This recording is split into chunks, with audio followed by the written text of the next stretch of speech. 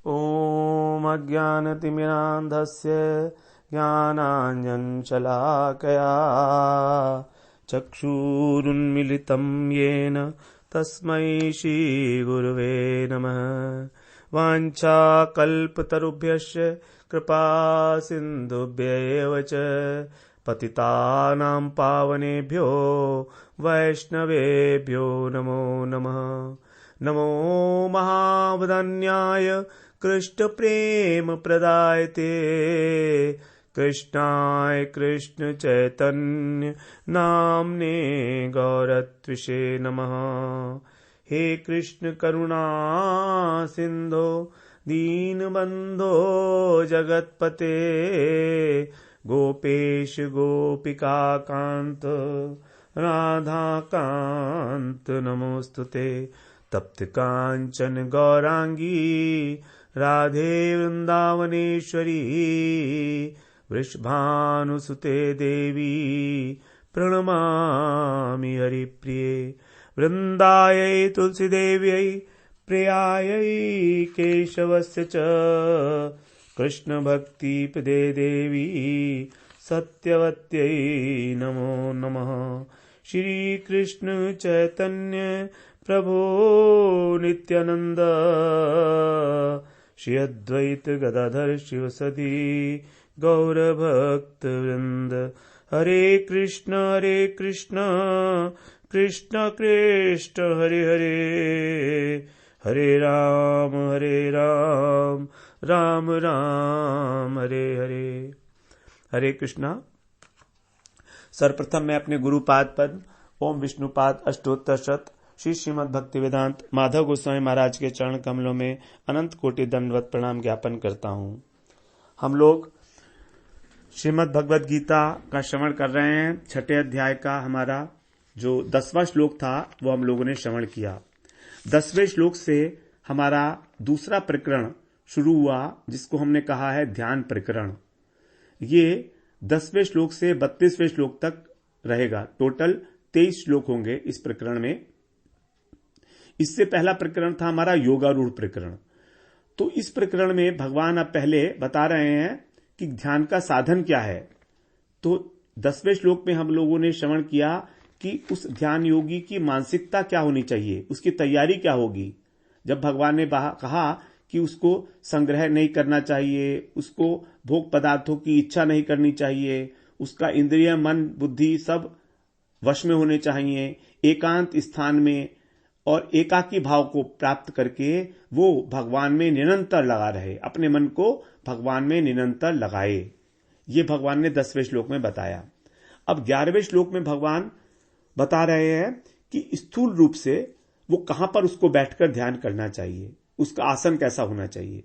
तो यहां बताए 11वां श्लोक, शुचौ देशे प्रतिष्ठाप्य स्थिरम आसनम आत्मनः नाति उच्छित्रम नैति नीचम चैलाजिन कुशोत्तरम। आसन कैसा होना चाहिए उसका। तो 10वें श्लोक में भगवान ने ध्यान योग की प्रेरणा दी कि उसकी मानसिकता कैसी हो, अर्थात वो निराशी हो, अपरिग्रह हो, एकाकी हो, अकेले स्थान में भजन करे। अब यहां पर बैठने का ढंग बता रहे हैं कि कैसे बैठे।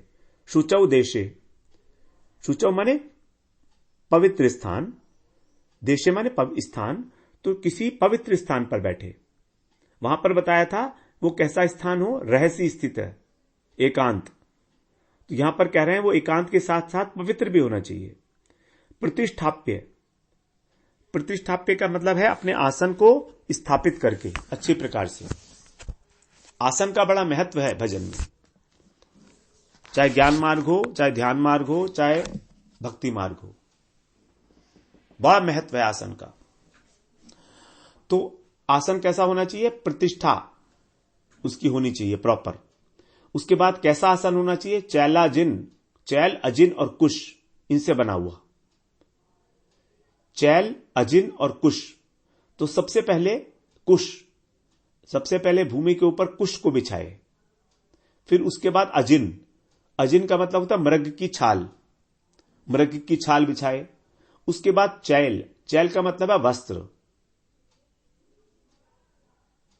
तो पहले कुश, उसके ऊपर मृगछाल, उसके ऊपर वस्त्र। ऐसा आसन जो न अति उच्छ्रितम, उच्छ्रितम मतलब ऊंचा, जो ना अधिक ऊंचा हो, ना अति नीचम और ना नीचा हो, ऐसे आसन को स्थापित करें, प्रतिष्ठाप्य। तो यहां पर आसन किस प्रकार का होना चाहिए यह बताया है। शुचौ देशे, शुचौ देशे का मतलब पवित्र स्थान, अर्थात जहां पर भोजन करे वहां पर ध्यान नहीं करना चाहिए, जहां पर सोते हैं वहां पर भी आसन नहीं लगाना चाहिए। पवित्र स्थान में ही, क्योंकि पवित्र संस्कार रहते हैं। स्थान भी जो क्रिया उसके ऊपर की जाती है, उस क्रिया के जो परमाणु हैं उसको ग्रहण करता है।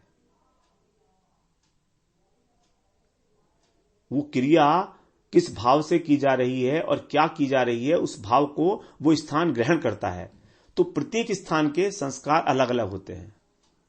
अगर पवित्र स्थान होगा तभी पवित्र संस्कार होंगे उसमें, और पवित्र संस्कार होने से हमारे ध्यान में सुविधा होगी। तो स्थान की और भूमि की शुद्धि दो प्रकार से बताई है।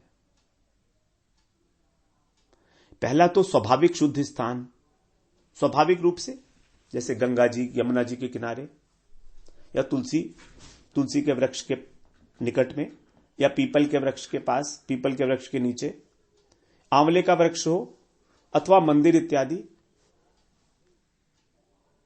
ये सब भगवतीय वस्तु है। गंगा, यमुना, तुलसी, पीपल, आंवला, ये शुद्ध स्थान है स्वाभाविक रूप से। फिर दूसरा है शुद्ध किया हुआ स्थान, जो किया जाता है। जैसे भूमि को गाय के गोबर से लीप देते हैं तो शुद्ध हो जाता है, जल छिड़क देते हैं उसके ऊपर। यदि घर में कोई स्थान एकांत है तो उसको इस तरह से पवित्र कर लिया जाए जिससे कि हम वहां बैठ के संसार का चिंतन ना करें, क्योंकि हमें करना है परमात्मा का ध्यान। और अगर हम गलत स्थान पर बैठ जाएंगे तो वहां पर परमात्मा का ध्यान तो क्या होगा, संसार का ही चिंतन होगा।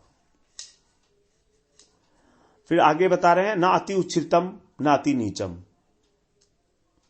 अर्थात समतल भूमि पर लकड़ी का या पत्थर की कोई चौकी, लकड़ी की चौकी बिछाकर, जो अधिक ऊंची ना हो और अधिक नीची ना हो। ऊंची स्थान होगा तो क्या होगा, अगर ध्यान करते हुए नींद आ गई तो लुढ़क जाएंगे और चोट लग जाएगी, अगर ऊंचा स्थान है। और नीचा स्थान है तो बिल्कुल जमीन पर ही बैठे हैं तो चींटियां वगैरह आ सकती हैं, चींटी ने काटा तो व्यवधान हो जाएगा ध्यान में। इसलिए कहा ना अति उच्च ना अति नीच, ना ऊंचा हो ना नीचा हो, नॉर्मल हाइट। उसके बाद चैलाजिन कुशोत्तरम,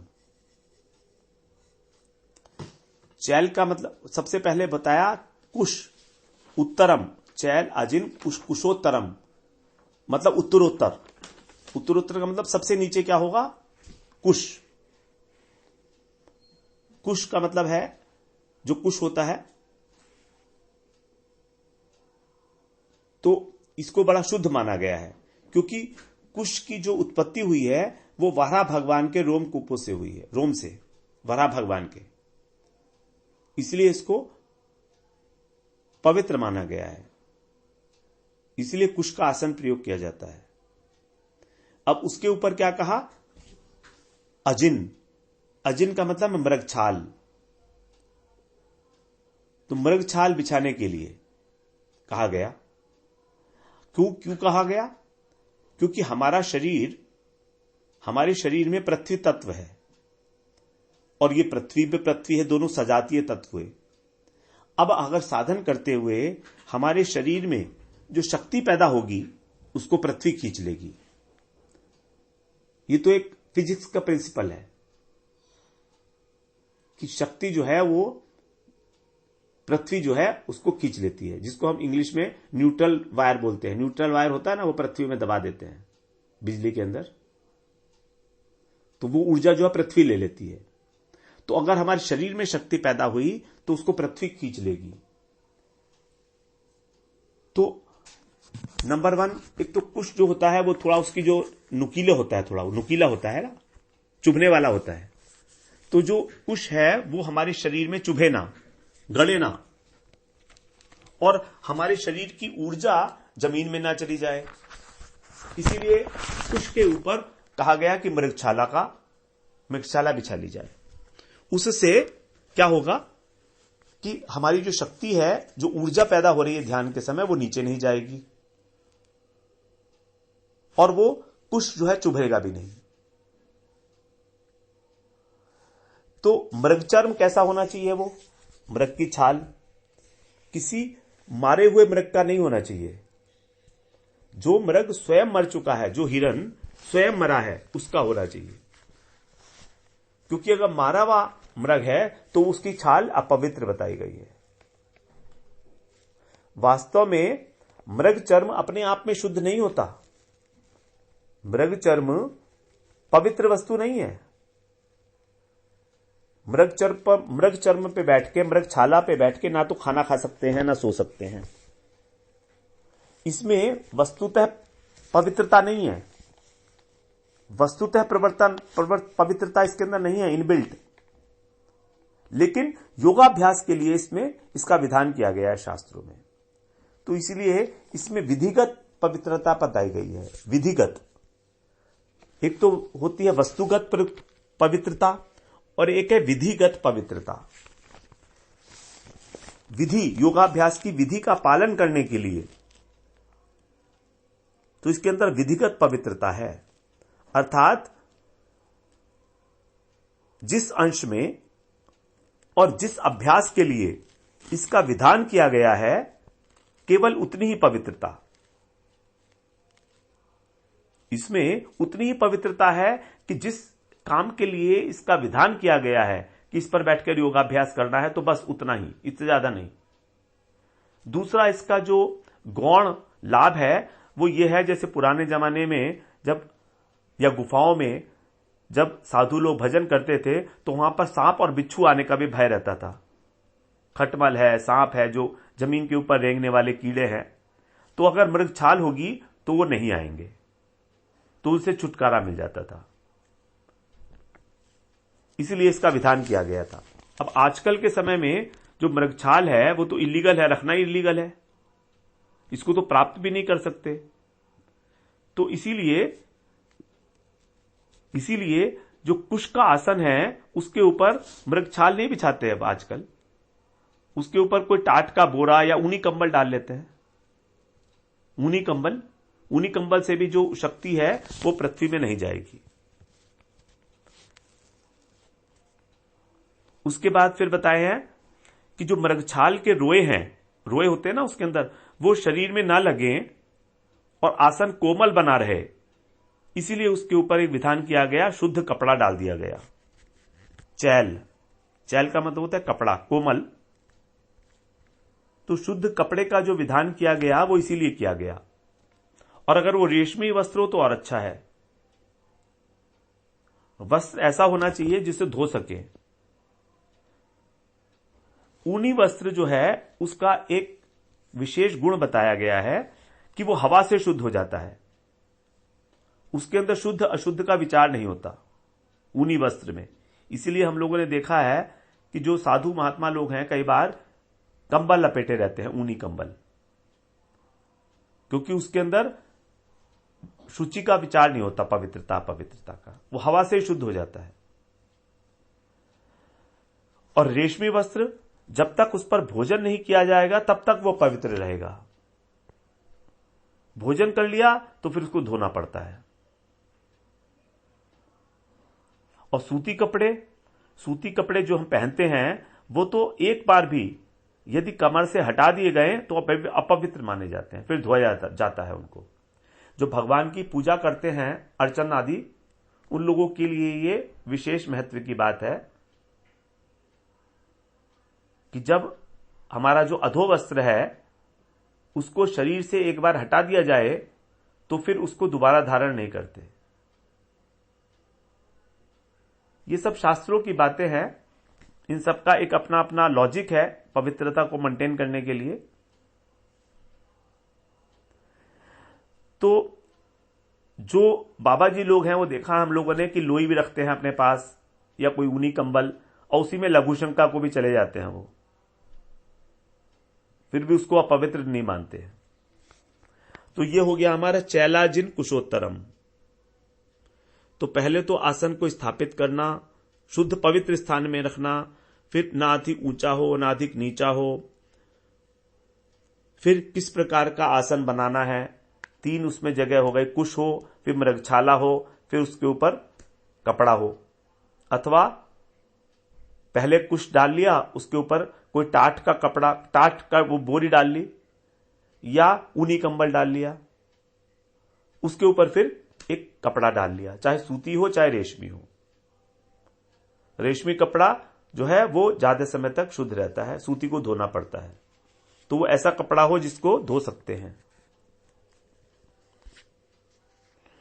उसके बाद बता रहे हैं कि इसकी प्रतिष्ठा करना पड़ेगा। प्रतिष्ठाप्य, प्रतिष्ठाप्य का मतलब क्या है?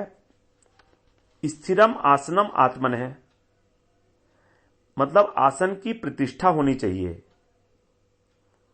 और वो कैसा होना चाहिए? स्थिर होना चाहिए। स्थिरम आसनम यानी कि हिले डुले नहीं, ऐसा नहीं हो कि कभी यहां पर है कभी वहां, एक ही जगह बैठना चाहिए। आसन एक तो हिलना डुलना नहीं चाहिए और हमेशा एक ही स्थान पर स्थित होना चाहिए उसको। कभी यहां बैठ गए कभी वहां बैठ गए, इस प्रकार का आसन नहीं होना चाहिए। ध्यान योग में स्थान की, आसन की, पवित्रता की और स्थिरता की बड़ी आवश्यकता है, क्योंकि हरेक स्थान में और हरेक आसन के अंदर जो गुण हैं वो उसमें आ जाते हैं, संस्कार आ जाते हैं साधक के। कई बार हम ऐसा सोचते हैं कि हमारा यहां पर बैठ के मन नहीं लग रहा है, तो चलो जो दूसरी जगह जाके बैठ जाते हैं, और वहां जाकर भी हमको ऐसा ही लगता है कि यहां भी मन नहीं लग रहा है। तो ये जो सारी बातें हैं ये सब मन की क्रियाएं हैं जो हमको स्थिर नहीं होना देना चाहती। एक्चुअली मन का स्वभाव ही है चंचलता, वो बहानेबाजी करता है, टाल मटोल आदत है उसकी, ये बहानेबाजी ही है मन की, कि कभी यहां बैठ गए कभी वहां बैठ गए कभी कहीं बैठ गए। वास्तव में यदि ध्यान करना है तो एक ही स्थान के ऊपर स्थिर होना चाहिए, बैठना चाहिए। फिर आसन स्थिर हो, और दूसरी बात है आसन आत्मन है, ये सबसे इंपॉर्टेंट बात है। आसन अपना होना चाहिए, ये नहीं कि उधार का ले लिया किसी से कि तुम अपना आसन दे दो मेरे को, किसी से मांग लिया। यहां कह रहे हैं आत्मन है, अपना। देखिए भगवान कितनी सूक्ष्मता से एक एक बात को एक्सप्लेन कर रहे हैं हमको यहां पर। भक्ति के अंदर भी ऐसे ही है, जब हम लोग आहनिक करते हैं, संध्या करते हैं, उस समय आसन अपना होना चाहिए हमेशा, किसी दूसरे का नहीं आसन होना चाहिए। आचमन पात्र भी अपना होना चाहिए। आचमन पात्र और आसन और स्थान, ये सब स्थान निश्चित होना चाहिए, और आसन और आचमन पात्र ये बिल्कुल अपने होने चाहिए। माला भी अपनी होनी चाहिए और एक ही माला होनी चाहिए। जो हम लोग माला भी करते हैं तो माला भी वो एक ही हो। कई बार तो ऐसा होता है, कुछ लोग कहते हैं कि यहां पर मेरी एक जगह एक माला है और दूसरी जगह जाता हूं तो वहां पर दूसरी माला टांग रखी है। ऐसा थोड़ी होता है कोई। जो गुरुदेव प्रदत्त माला है वही हमारा साथी है, वही उसी को करना है हमको। तो ये सारी बातें हम लोगों को समझने की हैं थोड़ी थोड़ी, जिससे कि हम जो अपने मन की मनमानी ना करें। तो आसन उधार का मांगा हुआ नहीं होना चाहिए, अपना होना चाहिए, क्योंकि अगर दूसरों का आसन लेंगे तो उसमें दूसरों के जो विचार हैं उसके परमाणु होंगे, और वो परमाणु हमको चंचल करेंगे। अपने आसन में अपने संस्कार छिपे होते हैं। हमने जो उसके ऊपर इतना भजन किया है, उस पर बैठे हैं, तो वो सारे के सारे संस्कार उसमें आ जाते हैं। तो मतलब आसन के अलावा जो आचमन पात्र है वो भी अपना होना चाहिए, माला भी अपनी होनी चाहिए, यहां तक कि जो पहनने के लिए हमारी चप्पल है, हमारी कुर्ता है, सोने की चादर है हमारी जिस पर हम सोते हैं, ये भी अपनी ही होनी चाहिए। अन्यथा दूसरे के पाप पुण्य का भागी बनना पड़ता है, इतना तक कहा गया है शास्त्रों में। अगर हम दूसरे के कपड़े प्रयोग कर रहे हैं तो हमको उसके पाप और पुण्य में भागीदार बनना पड़ेगा। शास्त्रों ने बड़ी स्पष्ट बातें कही हैं। तो पहनने के जो चप्पल है, जो खड़ाऊ है, जो कुर्ता है, सोने के लिए जो हम लोग इस्तेमाल करते हैं, चादर वगैरह, वो भी सब अपनी होनी चाहिए, पर्सनल। तो स्थिर आसन अगर होगा तभी तो हमारा शरीर स्थिर रहेगा। जैसे जो दही है, अगर हमें दही जमानी है तो दूध जो है उसका पात्र स्थिर होना चाहिए। अगर वो पात्र हिलता रहेगा तो दही जम सकती है क्या? दही नहीं जम सकती। उसी प्रकार यदि हमारा शरीर हिलता रहेगा तो हमारा मन भी स्थिर नहीं हो सकता। लेकिन फिर भी हम देखते हैं जनरली कि जब ध्यान करते हैं, भजन करते हैं तो शरीर हिलता है। तो लेकिन जब हमारा अभ्यास सिद्ध हो जाएगा, चाहे आधे घंटे का हो, चाहे 15 मिनट का हो, हमें ऐसा अभ्यास करना चाहिए कि कम से कम 15 मिनट या कम से कम आधा घंटा, 1 घंटा, जितना संभव हो धीरे धीरे बैठने का अभ्यास करना चाहिए। अब वो बात अलग है, यदि हमको कमर की प्रॉब्लम है, घुटनों की प्रॉब्लम है, तो नीचे नहीं बैठ सकते, तो कुर्सी पर बैठे, लेकिन कुर्सी पर ही बैठे, फिर स्थिर रहें जितना समय भी बैठ सके, धीरे धीरे। ये सब बातें एक समय एकदम से तो होने वाली है नहीं, ये सब अभ्यास का विषय है। तो इससे हमारे को सुविधा हो जाती है ध्यान में। फिर दूसरी बात यह है कि जब हम ध्यान में बैठें तो हमारे मन में यह बात नहीं होनी चाहिए कि हम जब ध्यान करके उठेंगे तो क्या काम करना है हमको। कई बार हम लोग अपना शेड्यूल ऐसा बनाए रखते हैं कि हम आधा घंटे ध्यान करेंगे, 1 घंटा ध्यान करेंगे, उसके बाद फिर मेरे को ये काम करना है, फिर ये काम करना है। एक लिस्ट पहले से ही तैयार करके रखते हैं। अब अगर हमने ध्यान करने के बाद जो लिस्ट तैयार की हुई है, अगर वो तैयार की है तो वो ध्यान करते समय वो लिस्ट ही घूमेगी, ये निश्चित बात है। तो इस प्रकार का किसी आग्रह ना रखें कि मैं अभी ध्यान करके उठूंगा तो मुझे ये काम करना है, फिर मुझे ऑफिस जाना है, फिर मुझे सब बाजार से सामान लाना है। ये सारी बातें ना रखें अपने मन में, ये सारी बातें नहीं सोचें। तो फिर क्या सोचें? यही सोचें कि हे भगवान, अब सब कुछ आपके ऊपर छोड़ दिया है, अब सब कुछ छोड़ दिया है आपके ऊपर, भजन करने बैठ गए हैं आपका, ध्यान करने बैठ गए हैं आपका, अब तुम उठाओगे तभी उठेंगे। अब जब तुम उठाओगे हमको यहां से तभी उठेंगे हम नहीं उठने वाले। अब हमारा दुनिया में इस ध्यान से, इस भजन से महत्वपूर्ण कोई काम नहीं है जिसके लिए हमारा उठना जरूरी हो। अब बैठ गए तो बैठ गए, अब जब आपकी प्रेरणा होगी तब उठ जाएंगे, घड़ी देख के नहीं उठेंगे। और हम लोग तो घड़ी देख के करते हैं सारा काम। पहले जमाने में घड़ी थोड़ा हुआ करती थी। पहले जमाने तो संकल्प हुआ करता था कि संकल्प ले लिया कि बस हमको इतने समय बैठना है, तो संकल्प ही काम कर जाता था। बार बार घड़ी की ओर दृष्टिपात नहीं करते थे। और अब तो हमारी आदत इतनी बढ़ गई है कि जरा जरा सी देर में हम घड़ी देखते हैं। तो इसमें क्या घड़ी का ध्यान हो रहा है कि भगवान का ध्यान हो रहा है? ये आपको बातें सुनने में अच्छी नहीं लगेंगी, ये मुझे पता है, लेकिन फिर भी इसको सुनना तो पड़ेगा। क्योंकि अब हम ध्यान योग की बात कर रहे हैं, सुनना तो पड़ेगा ही, क्योंकि ये तो नियम है। कुछ सारी बात तो शास्त्रों में हमारी रुचि के अनुसार लिखी नहीं जाती है। शास्त्र तो हमारे लिए इसलिए है ना कि हम के ऊपर शासन करें।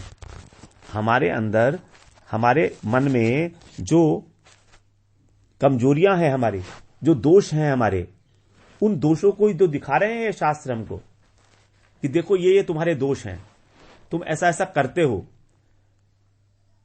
तो पहले तो दोष दिखा रहे हैं और उसके बाद फिर समझा रहे हैं कि तुम्हें करना कैसे चाहिए, प्रोसेस भी बता रहे हैं दोनों।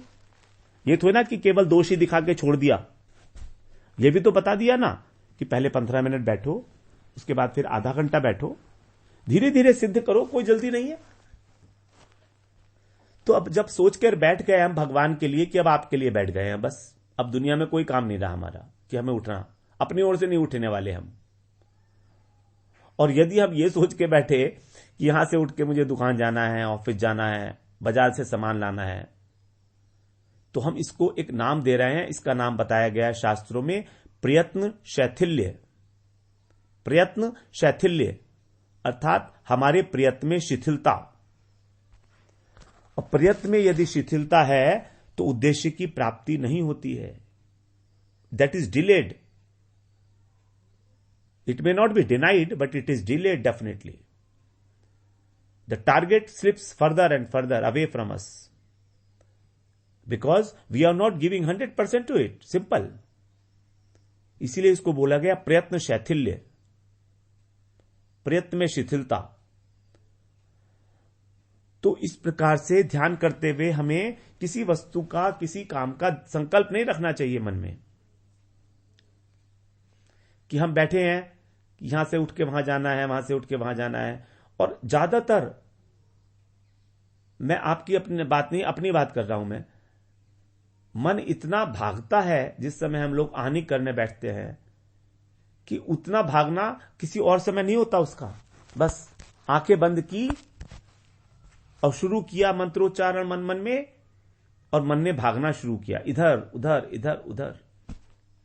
सारी दुनिया की बातें जैसे उसी समय में ध्यान में आएंगी। पता नहीं ऐसा क्यों होता है, इतना चंचल है हमारा सबका मन। आपका नहीं मैं कह रहा हूं, अपना कह रहा हूं मैं।